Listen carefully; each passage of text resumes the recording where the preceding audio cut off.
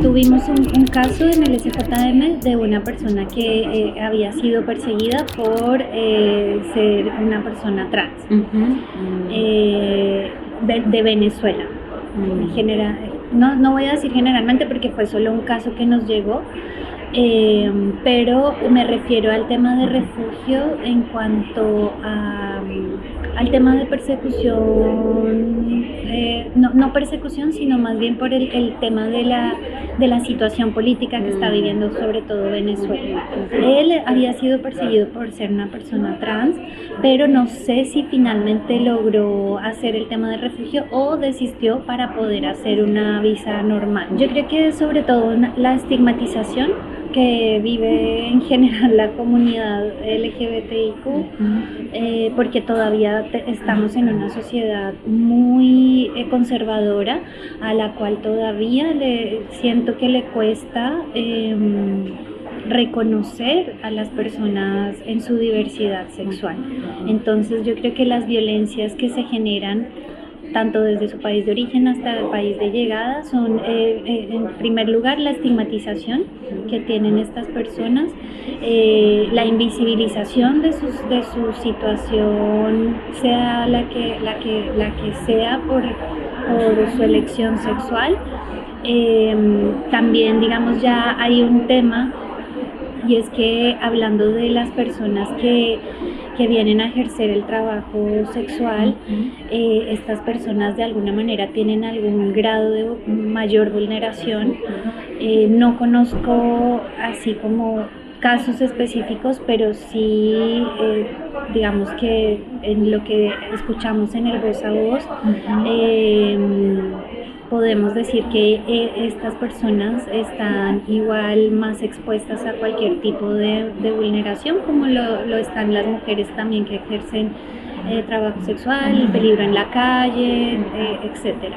Yo creo que posibilidades son las mismas que tiene cualquier persona migrante. O sea, es que es interesante. ¿Por qué? Porque finalmente la normativa va a ser la misma para todas las personas, porque en realidad Chile no discrimina en su normativa por esta situación, ¿ya?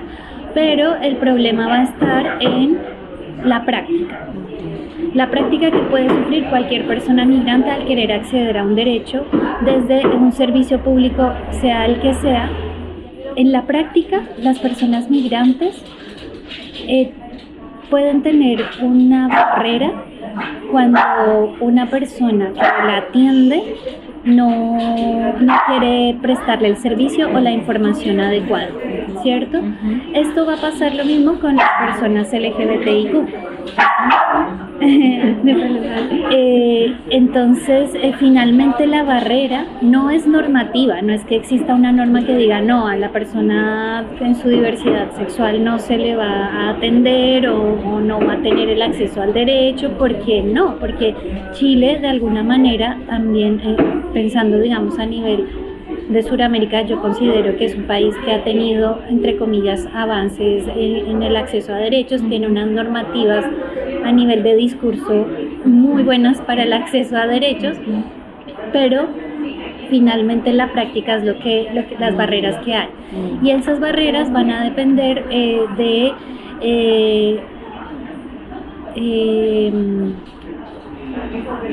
de la voluntariedad de las personas que atienden. Finalmente esa es como la mayor barrera. Y aparte, obviamente, la barrera de la regularización. ¿Ya? Entonces, claro, como para sintetizar, yo creo que las personas LGBTIQ+, al igual que todas las personas migrantes, tienen el mismo nivel, digamos, en el discurso de acceso a los derechos, ¿cierto? Pero la barrera va a existir cuando, por ejemplo, una persona que atiende a una persona LGBTIQ tiene un prejuicio y va a ejercer la discriminación hacia esa persona por ser de la diversidad sexual. O sea, yo creo que finalmente todo se reduce a que todavía la sociedad no está muy abierta a la recepción de la diversidad sexual. de alguna manera, y sobre todo cuando esta se muestra, es el caso de las personas trans o de las personas, sí, que digamos que en su físico, en su cuerpo, lo expresan y lo expresan muy bien. Ellas son las personas que más tal vez barreras puedan llegar a tener en la hora del trabajo, porque pues está como toda esta visión muy costumbrista, muy anticuada, todavía no abierta a la diversidad sexual. Entonces siento que también hay un tema general de la sociedad de poder realmente aceptar a la diversidad sexual en todas sus dimensiones. Yo considero que no hay alguna limitancia y que más bien sí hay varios programas que promueven digamos el cuidado y el ejercicio de la sexualidad de las personas migrantes, de inmigrantes LGBTIQ y de todas las personas LGBTIQ, porque realmente hay programas de salud que promueven esta como la responsabilidad sexual en cuanto a que tienen acceso a hacerse exámenes digamos preventivos, ITS, todo el tema digamos de prevención sexual. Hay muchos programas y hay muchas organizaciones que ofrecen esta información.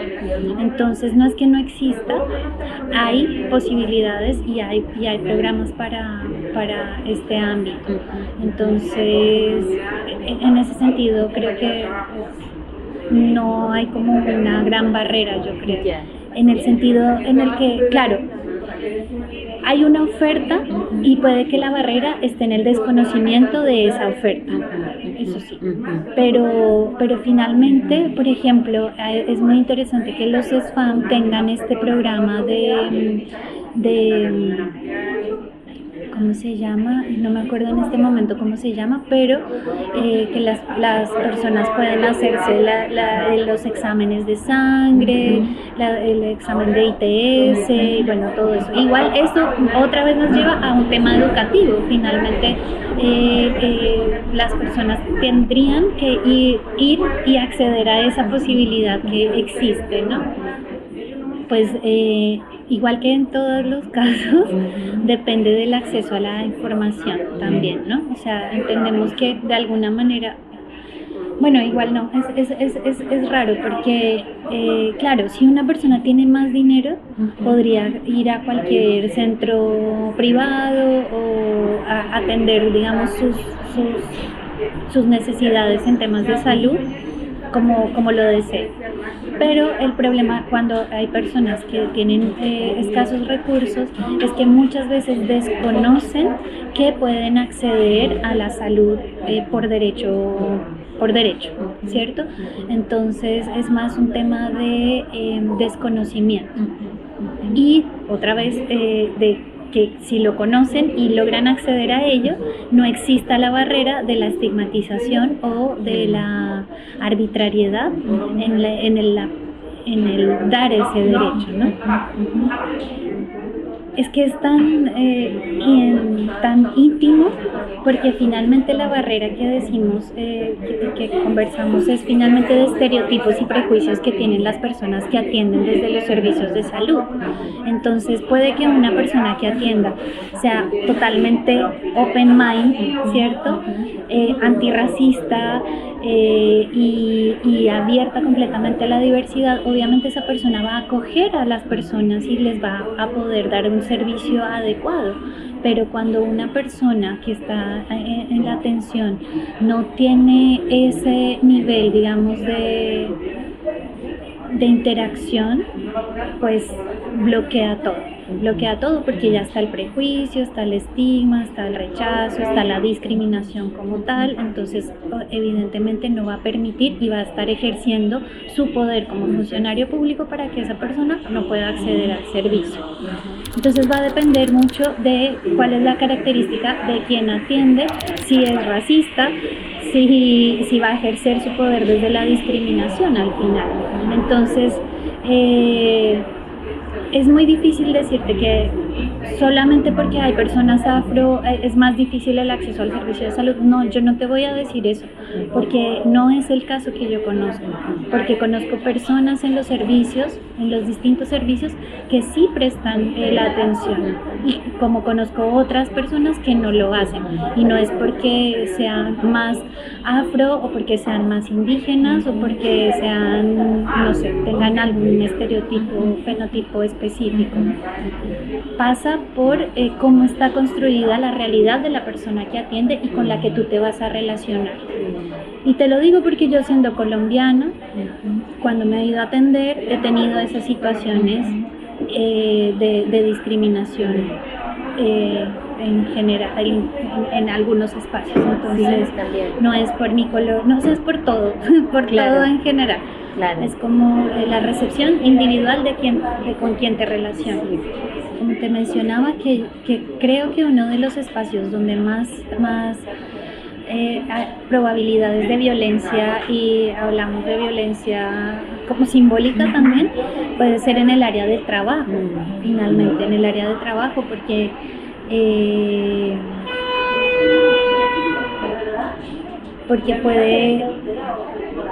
puede pasar que las personas LGBTIQ migrantes tengan mayor dificultad a acceder a algún tipo de trabajo por su condición. Solamente, sobre todo, cuando estas son expuestas en su personalidad radical, pero igual finalmente es muy violento que las personas tengan que ocultar su diversidad sexual para poder ejercer algún tipo de trabajo o de labor. Porque lo que más miedo tiene, digamos, que una sociedad que es muy conservadora, es finalmente el temor a la expresión, a lo que se muestra, al cambio, a lo diferente que es tan real, ¿no?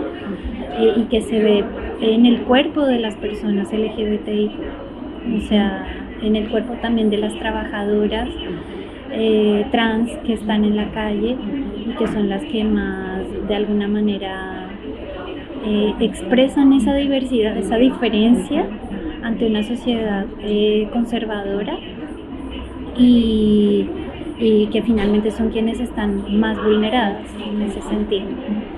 Yo creo que es súper fuerte el sentido de lo estético. Aún en la sociedad lo estético marca muchísimo, y eso o abre puertas o finalmente las cierra, porque es como que muestra en toda su esplendor la posibilidad o de aceptar esa diferencia o de cerrarle la puerta al final. Finalmente, lo que más se ve puede sufrir mayores violencias. En cambio, quienes ocultan su diversidad puede que no tengan tanto rechazo, y puede que no se les ejerza una violencia directa, ¿ya? En cambio, a quienes se muestran, a quienes lo viven y lo expresan, evidentemente pueden tener una mayor situación de violencia expresada también desde su exposición, pues que es súper restrictiva finalmente, o sea, ni siquiera está aceptando la realidad actual de un movimiento como el desplazamiento de personas venezolanas, que en este sentido lo conocemos. O sea, se atiende mucho todavía al concepto básico de lo que es refugio, en cuanto a, claro, que corre peligro por la persecución de la vida de una persona, corre peligro, ¿cierto? Pero hoy en día el peligro va más allá de una persecución política, va más allá de una amenaza directa en una situación de conflicto dentro del país, sino que lo estamos viviendo con el tema de Venezuela y en general en el mundo, que hoy en día finalmente la vida corre riesgo en muchos niveles, en el nivel económico en general y también en el nivel, digamos, de la aceptación de la diversidad en todos los sentidos. Aún falta trabajar en el proceso del reconocimiento de la diversidad como tal y del empoderamiento, no me gusta mucho esa palabra, pero de la condición de la diversidad. Te lo digo porque, por un ejemplo, yo quise hacer un taller como de cuerpo y territorio como para saber con personas LGBTIQ en general, o sea, migrantes y no migrantes, desde la colectiva, ¿sí? Hicimos un llamado a las organizaciones de personas LGBTIQ y lamentablemente tuvimos muy poca convocatoria, muy poca convocatoria. Y era raro porque era un momento importante como para poder hacer, bueno, fue en el estallido y queríamos hacer como ese tema del reconocimiento de los dolores en el cuerpo de las personas LGBTIQ. Y fueron muy pocas personas y conversábamos con quienes participaron, entre esas Pancho y otras amigas que están más como sobre todo en el mundo de las artes, porque yo siento que de alguna u otra manera las personas LGTBIQ se sienten muy tranquilas y de mejor forma en expresar su ser y su identidad en el mundo de las artes. Al final es como un lugar que acoge la diversidad en toda su potencia, ¿no? Y decíamos, es raro que no haya venido tantas personas, pero también es normal porque no a todas las personas LGTBIQ les están todavía llamadas a hacer un reconocimiento real de sus sentires y su cuerpo. Aún hay un proceso por hacer, hay personas que sí lo están trabajando, pero a nivel general aún hace falta más ese reconocimiento, que finalmente creo que es un proceso, al igual que lo vivimos las mujeres. O sea, las mujeres desde hace mucho tiempo hemos estado haciendo círculos de mujeres para poder tener un reconocimiento de nuestro cuerpo y de las violencias que vivimos en nuestros cuerpos. Pues imagínate ahora las personas LGBTIQ que tienen como otro nivel, digamos, de violencias en sus cuerpos y en sus sentires y en la represión que han tenido dentro de sus formas de expresión. Entonces siento que hace falta mucho trabajo también como en eso, en cuanto a que desde ellas mismas y desde ellos mismos y ellas mismas puedan hacer ese reconocimiento de su cuerpo, de todo lo que ha pasado por su cuerpo, de cómo lo expresan también. Y eso también creo que tiene que ver con un trabajo de las organizaciones con las que trabajamos con personas migrantes, porque tampoco todas las organizaciones le hemos puesto una mirada, o sea, es que es tan invisibilizado que creemos que solamente con un discurso de inclusión ya estamos incluyendo a todos y ni siquiera estamos teniendo esa mirada real de lo que implica las vivencias desde la diversidad. Ahora, cuando me hacías la pregunta de en cuál ámbito crees que hay más violencia y en cuál menos violencia, yo quiero, no me preguntaste menos violencia, pero sí quiero responder en cuál creo que hay menos, que puede entre comillas haber menos, y puede que me esté equivocando, pero siento que tal vez en los liceos y sobre todo con la gente joven, porque es que hoy la generación es completamente distinta y hay otra forma también de vivir la vida y la diversidad sexual, y yo creo que esta generación va a hacer un cambio profundo en ese sentido. Entonces también igual por el internet, por todo esto hay un cambio. Entonces yo creo que esa puede ser una zona en la que se esté trabajando un poco más esto, y también porque finalmente hoy estamos hablando de estos temas que ha sido con una larga lucha de años y hasta hace poco. Igual de todas maneras hay que admitir que Chile igual en medio de todas sus cosas es un país que le ha puesto también como le ha abierto las puertas a conversar sobre la diversidad sexual de alguna u otra manera. O sea, es mucho menos conservador, por ejemplo, que un país como Colombia. Independientemente de eso, claramente hay situaciones que no permiten hablar abiertamente, pero creo que en Chile se puede hablar un poco más abiertamente que en otros países más conservadores. Ahí de manera colectiva, o sea, yo creo que es vital las organizaciones sociales, las organizaciones de personas LGBTIQ+, porque ellos están visibilizando, están creando acciones, están llamando a la gente, están participando en marchas.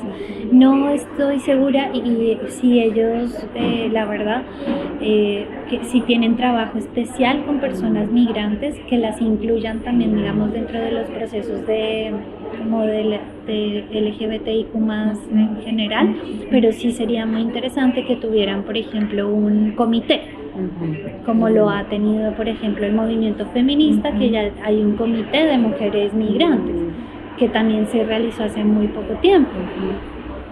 Entonces, como que esos espacios también tienen que ir ganándose y tienen que ir abriéndose desde la misma comunidad de acogida, o sea, claramente, no sé, organizaciones LGBTI como más, sería muy lindo que pudieran abrir esos espacios a las personas migrantes para que ellos también se involucren y desde su mirada puedan también sentirse acompañadas y protegidas, porque finalmente es lo que hace una red.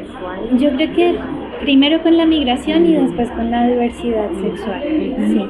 Aunque también igual es muy interesante que, por ejemplo, la Casa de la Diversidad es un lugar ideal porque ahí pueden atender las dos situaciones y es un lugar, digamos, de la municipalidad, entonces es como un lugar oficial donde se pueden atender por ambas vías, ¿no? En cambio, por ejemplo, si van al SJM es solamente una vía. Claro.